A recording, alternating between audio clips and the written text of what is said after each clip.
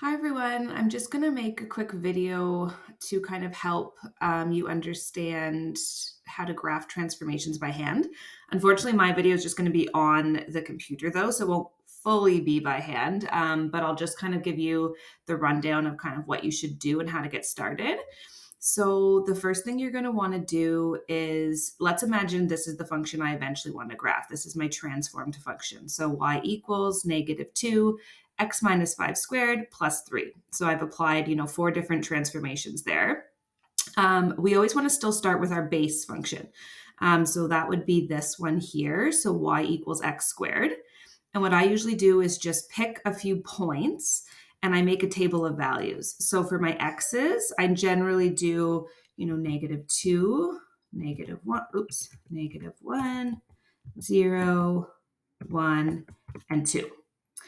And so then to get our y values, we sub our x value into our function. So if we were to put -2 in here and square it, we would get the answer +4. If we were to put -1 in here and square it, we would just get 1. If we put 0 in, we get 0. If we put 1 in, we get 1. And if we put 2 in, we get 4. So now I've got this nice little table of values to help me get started and plot some points onto my graph paper and then draw our parabola just so it's a little bit more accurate. So I'm just going to move this over here. And so this is the graph paper I'm going to use. So I'm going to plot my table of values here. So I'll make all my first ones, let's say black. So my first point is at -2 and 4. So -2 and 4, I'm going to put a point. And at -1 and 1, so -1 and 1, and then 0, 0, and then 1 and 1, and 2 and 4. And then I'm going to get my pen. So this is where you'd be doing it by hand. So hopefully it looks a little bit better than me, who's using a mouse to do this right now. As you can see, not perfect. Okay, so there's my base function, y equals x squared.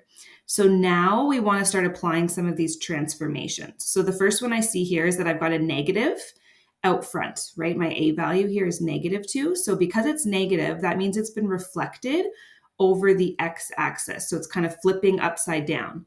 So it means my x values don't change at all, but my y values all become negative. We multiply them all by -1. So I'm going to use a different color here. Maybe I'll use blue now. So this one used to be -2 and +4, but now that +4 is being multiplied by -1. So that becomes -4. So now I'm going to go to -2 and -4 and put my point. The next one here is at +1. Now it's going to become -1. My 0 stays the same. And over here, this was at +1. We now multiply it, it becomes -1. This was at +4. We multiply it, and it becomes -4. So now I'm going to try my best to graph this one in blue. So now we've seen I've applied my first transformation of reflecting over the x-axis. So that's that negative there. So next I would want to maybe apply that stretch of a vertical stretch of 2.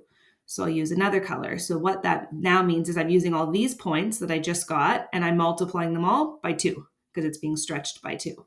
So I'm going to go back to here, choose a new color. We'll do pink this time. So now here, this point was at -4.